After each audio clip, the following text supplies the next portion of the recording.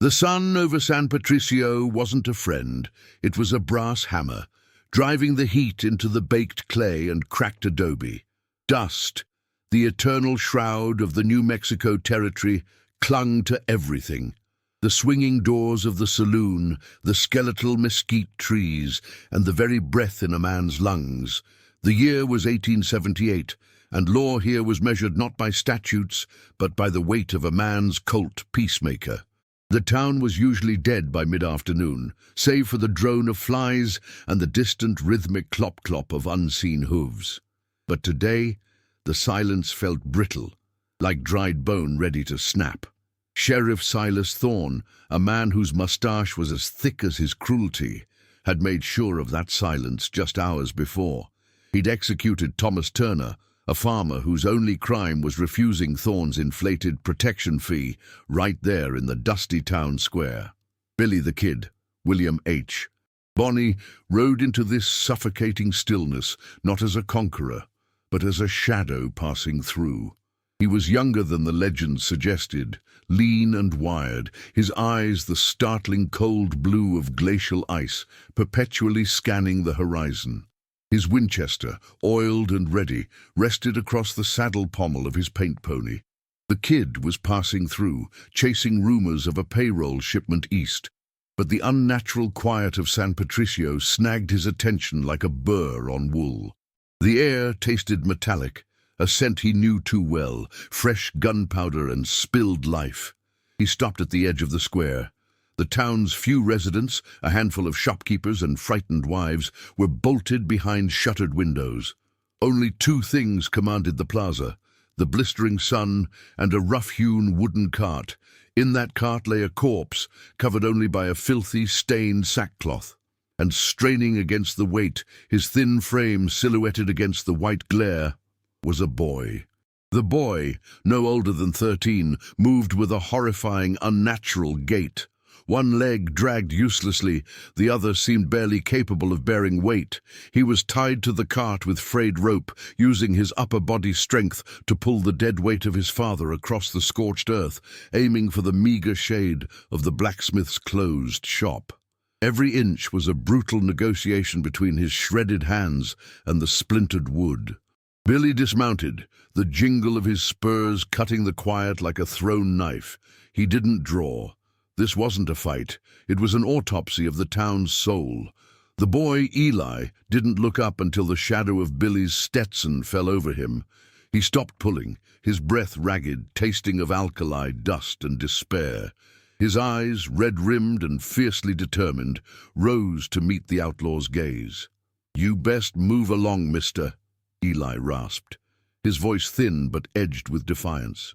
"This ain't your concern." "Sheriff Thorne, don't take kindly to company."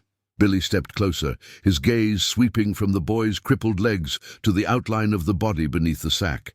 He saw the dried blood staining the wood of the cart. "Sheriff Thorne," Billy repeated, the name sounding like a curse stripped bare. "He do this?" Eli spat a mouthful of dust onto the ground. "He called Pa a trespasser. Pa just wanted to plant corn." Thorne laughed when he put the lead in him. Laughed and rode off toward the Coyote's Rest Saloon.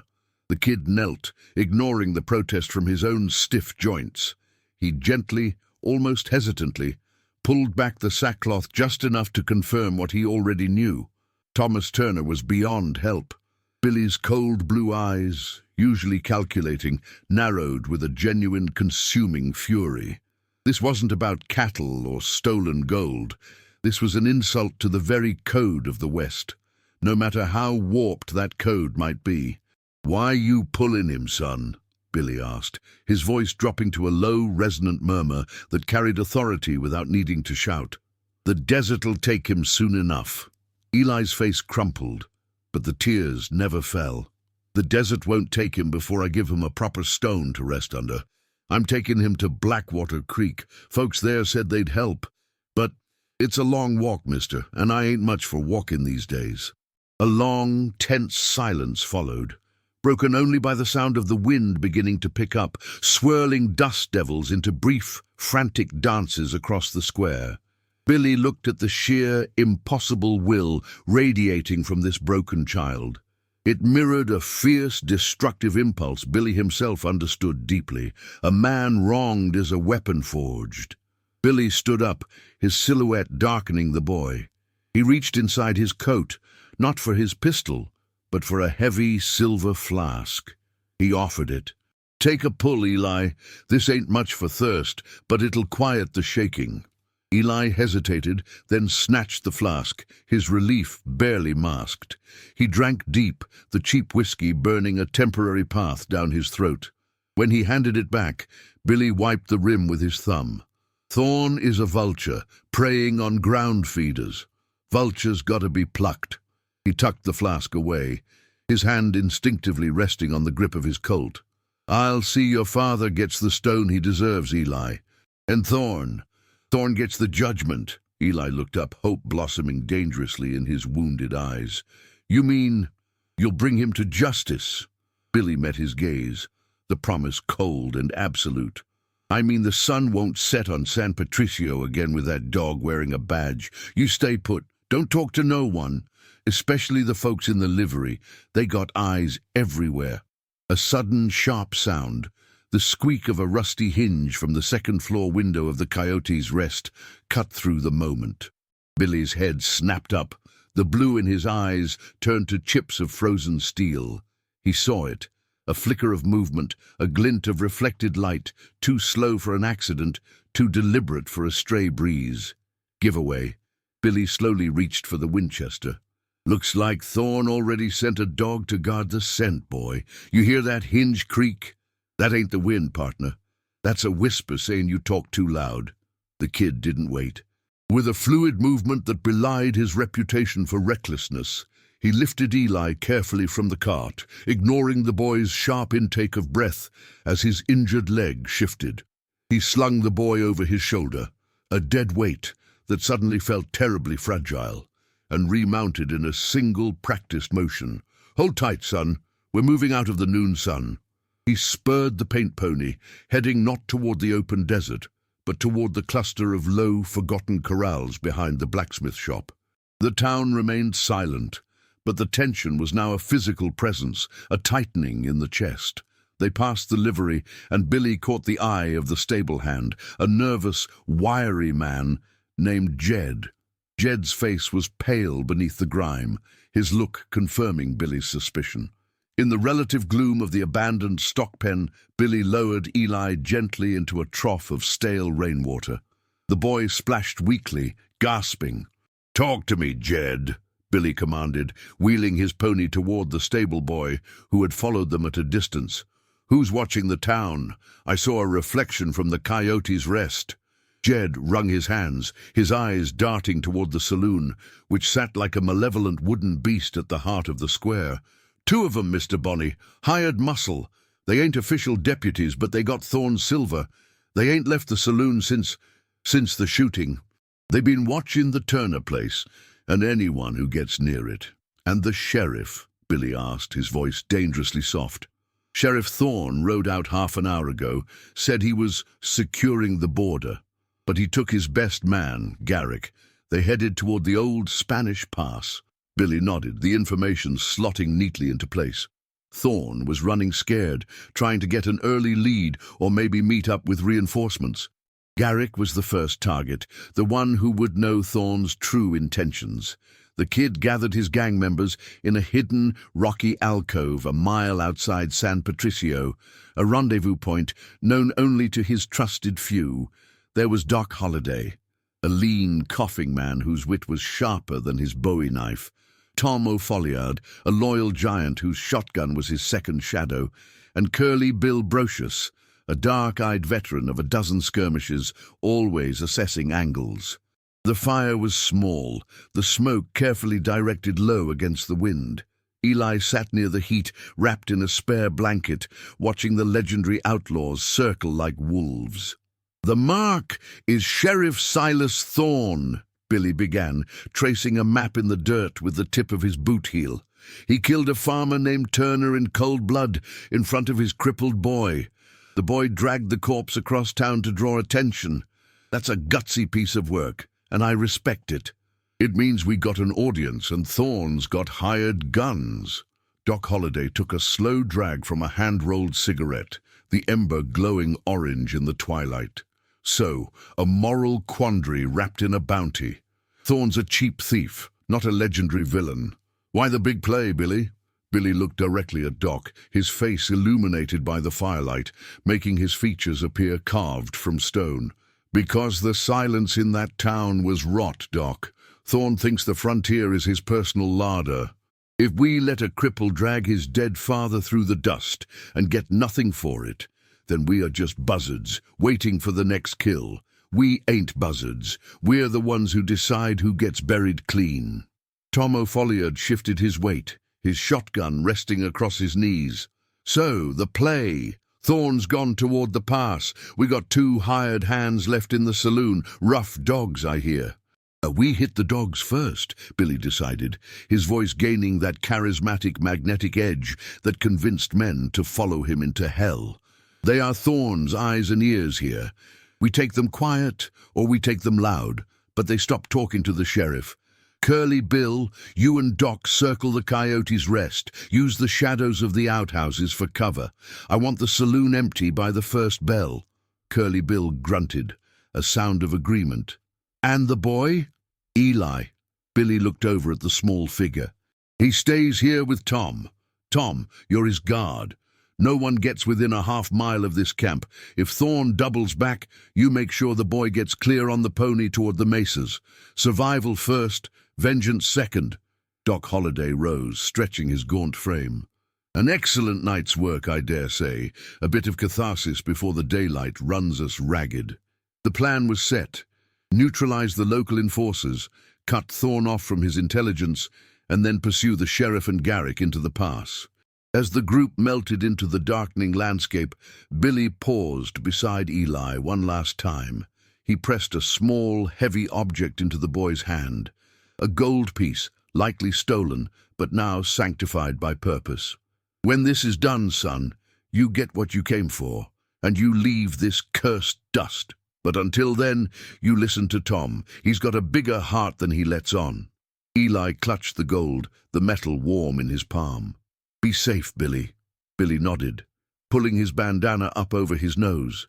Safety is for the grave, Eli. We're going to church. The group split. The only sound left was the eerie, lonely whistle of the desert wind as it threaded through the jagged rocks, carrying the scent of gunpowder and anticipation toward the sleeping town of San Patricio. Give away! Suddenly a low, mournful cry echoed from the direction of the town. The sharp, panicked howl of a coyote. Tom O'Folliard looked up, his hand automatically resting on his shotgun stock. That ain't right, Billy. Too close and too mournful for a hunting call. Billy, already moving toward the sound, offered a grim half-smile. That, Tom, is the sound of the hired help, realizing their watch just got a whole lot longer. Let's see if they can handle a full-blown revival. The twilight of the high desert clung to the ground, painting the edges of San Patricio in bruised purples and deep ochres. The air, cooling rapidly, still held the memory of the day's searing heat, a clinging dampness that promised dew but delivered only grit. Billy and his flanking men moved like wraiths, their leather creaking softer than the dry leaves underfoot. The kid felt the familiar, electric hum of imminent violence, the world sharpening to the point of a single bullet. Doc Holliday and Curly Bill took up positions near the back alley of the Coyote's Rest. They used the stacked barrels and the shadow of the outhouse as cover, their silhouettes unnervingly still. Inside, Billy knew, were 2 men who thought their badge, or their payment, made them untouchable. Billy, meanwhile, approached the front porch. The swinging doors, he noted, were propped slightly ajar by a small wedge of wood, a rookie mistake suggesting arrogance or complacency on the part of the lookouts. He drew his Colt .45, the action smooth and oiled, the weight a familiar comfort. The click of the hammer being pulled back was deafening in the dead quiet. He kicked the doors open with a booming sound that echoed down the empty street. "Gentlemen!" Billy called into the gloom, his voice cutting through the smoky air. "The show's starting early tonight. Thought you might want a front row seat for the curtain call." Inside, the saloon was half dark, lit only by a few sputtering lamps. Two men, large, bearded, and clearly not locals, jumped up from a table near the bar. One fumbled for a worn-out Navy revolver. The other, a brute with a scar across his cheek, managed to draw a wicked-looking Bowie knife, preferring close work. "Bonnie!" the scarred man roared, a tremor of fear under the bravado. "Thorne said you were nowhere near here, you little runt." "Thorne lies a lot, partner," Billy said, stepping fully into the lamplight. His stance was casual, but his eyes were locked, measuring the distance, the draw speed, the flicker of the lamp in their eyes. "He ain't here to clean up his own mess, so you two get to be the appetizers." The man with the Navy pistol managed to level his weapon. Before he could squeeze the trigger, Billy's Colt barked once. The sound was explosive. The man's chest erupted in a spray of dark crimson against the pale wood of the bar. He dropped without a sound, his pistol skittering across the sawdust floor. The scarred brute charged, knife low. This was where Doc Holliday chose to make his entrance. From the side window, a single crisp report from a shotgun, a devastating blast, hit the charging man's center mass. The impact lifted the brute off his feet, slamming him against the far wall with sickening force before he slumped down in a broken heap. "A bit messy, Billy," Doc coughed, stepping through the broken window, a plume of smoke curling from his sawed-off weapon. "But effective. Their manners were atrocious." Curly Bill appeared at the front door, his expression grim. "Clean sweep. No alarms. Seems they weren't expecting company tonight." Billy moved to the table the men had been occupying. On it, next to half-empty whiskey glasses, were a stack of silver dollars and a crudely drawn map. "They weren't just waiting," Billy murmured, pointing to the map. "They were scouting. This looks like the Spanish Pass, and look here." He stabbed a finger at a small, marked spot near the crest.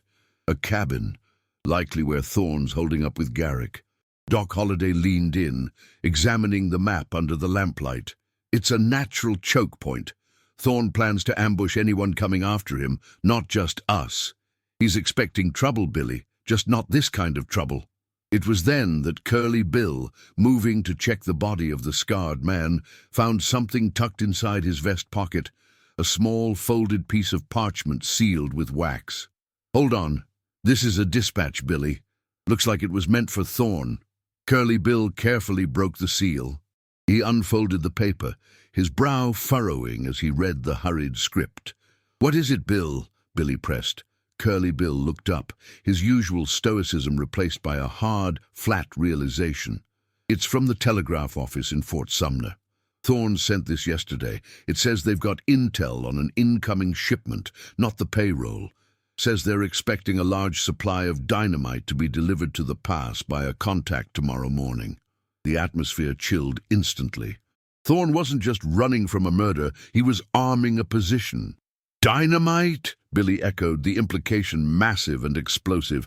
"He ain't planning on a shootout. He's planning on sealing the canyon, trapping us and blowing us to kingdom come with the whole pass." Billy Thorne's cruelty was always one step ahead of his courage. He was a cornered animal, planning a landslide. "We move now," Billy declared, pocketing the dispatch. The reflective moment was over. The survival instinct took over. "Tom and Eli are waiting. We ride hard.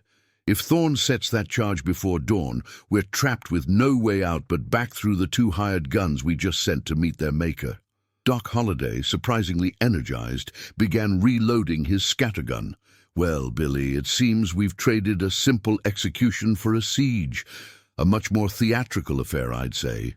To give away, Billy looked out the broken door into the ink-black street where the moon had finally begun to rise, painting the desert in silver and deep shadow. "Theatrical it is, Doc, but this time we're the ones lighting the fuse." The ride to Spanish Pass was a desperate, grinding race against the sunrise and the ticking clock of Thorne's dynamite. Billy pushed the horses mercilessly, the air thin and cold at the higher altitude. Tom O'Folliard, keeping the small, wounded Eli tucked securely in the middle of their small column, rode with the grim determination of a man guarding the last shred of his own honor. By the time the first pale light scraped the eastern peaks, they had reached the mouth of the pass, a narrow, winding canyon flanked by towering sheer rock faces. The terrain was textbook ambush country.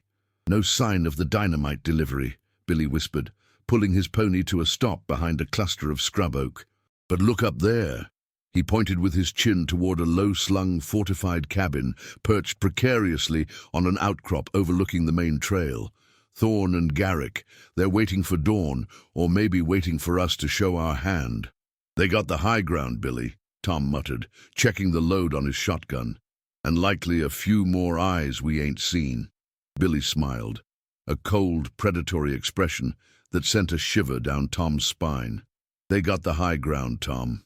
But we got the moral advantage and a very short attention span for injustice." The attack began not with a charge, but with calculated chaos. Billy ordered Curly Bill and Doc Holliday to circle wide, moving through the rugged, higher paths, the flanking maneuvers of experienced desperados. Their job, create noise and draw fire away from the main assault. Billy and Tom rode straight up the canyon floor, drawing the attention of the cabin sentries. "Thorn, we know what you did to Turner. Come out and face the music," Billy bellowed, his voice echoing off the canyon walls like a thunderclap. A volley of rifle fire answered immediately. Bullets whined off the rocks around them. Billy drew his Colt and fired 3 rapid shots toward a shadowy figure moving near a lookout post on the western ridge, likely Garrick. The figure disappeared with a sharp cry. As the cabin focused its return fire on the visible threat, Doc Holliday and Curly Bill opened up their flanking attack. Doc's shotgun roared from the east, targeting the cabin's single small window, while Curly Bill hammered the west wall with steady Winchester fire. The crossfire unnerved the defenders instantly. Inside the cabin, Sheriff Thorn, his face slick with sweat, was pacing near a rough-hewn table. "Blasted, Garrick. We got company. They ain't scared of the high ground." Garrick, a giant of a man, was bleeding from a superficial shoulder wound. "Dynamite set, Sheriff. Just need you to light the fuse on your signal and we seal the damn canyon." Billy saw his chance. As Thorn moved toward the dynamite cache, Billy put a heavy Colt round through the cabin door hinge, shattering the wood and throwing the door inward. He charged through the opening, ignoring the muzzle flash of Thorn's own pistol. The interior was smoke-filled and cramped. Garrick was still moving, but Billy was faster. The kid dodged the wild swing of Garrick's rifle butt and slammed the barrel of his Colt against the man's temple. Garrick dropped like a felled oak. Sheriff Thorn, surprisingly, was not hiding. He stood frozen by the table where the crude bundle of dynamite lay strapped to a timer mechanism. His face was a mask of pure terror, the swagger of the town square utterly evaporated. You ain't law," Thorn stammered, backing away from the outlaw. "You're just a damn killer like me."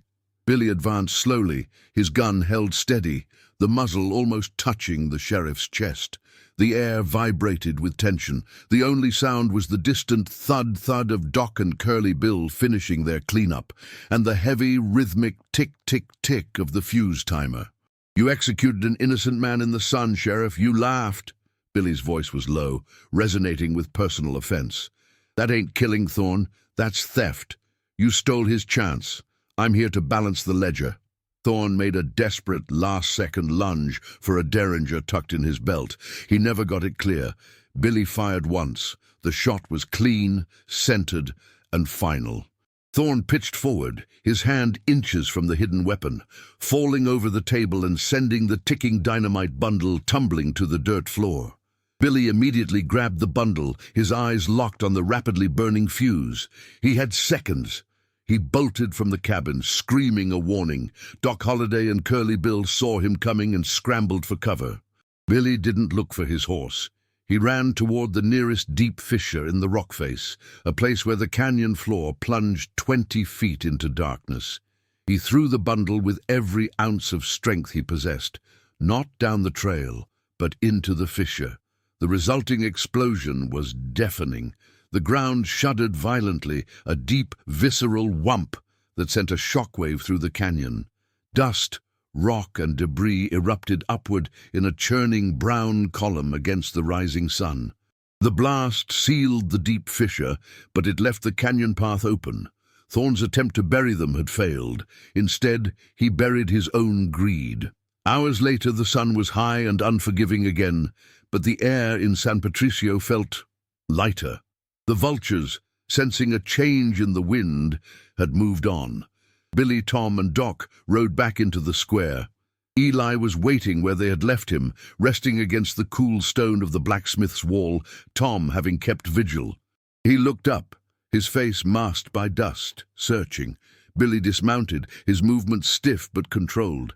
He walked over to Eli, his face devoid of triumph, simply exhausted. "It's done, son," Billy said softly. "Sheriff Thorn and his friend Garrick decided to take a permanent vacation in a hole of their own making. The gunslingers you saw, they're also resting." Eli looked toward the distant canyon mouth, the visible scar on the earth. He didn't ask about the dynamite. He just stared at the dust settling on the ground where his father had lain. "And my father?" Eli whispered. Billy glanced at Tom, who nodded. "We gave him a proper stone, Eli. Found a flat slab, moved it near the creek bed. No buzzards got near him." Billy produced a small leather pouch filled with the silver Thorn had left in the saloon. "This is yours, enough to get you west.